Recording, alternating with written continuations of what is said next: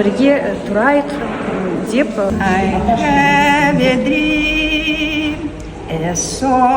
Сен аядым. Ағылшын тілінен конкурсқа қатысып, бірінші орын алдым.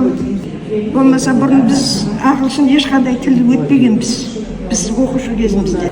Алматыда сенім орталығы бар, таң атпай, мына қараңыздар, кісі көп.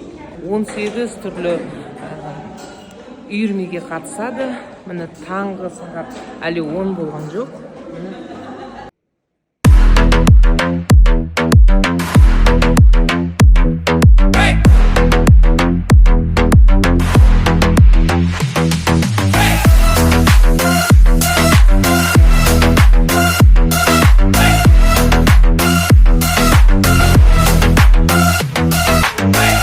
Жастағы қарттар келеді мұнда?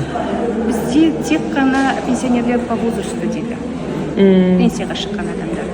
Бір-бірін теңін тауып жатыр деп айттыңыз. Қанша жаста ол кісілер, қалай бір-бірін тапты? Бір-бірін білген екен, бізге келгенге дейін біз бір-бірін білген екен, таныған екен.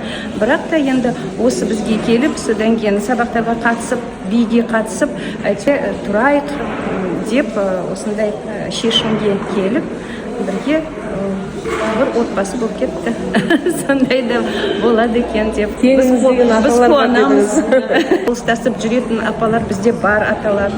Қашан ашылды, сол жайында айтып өтсеңіз?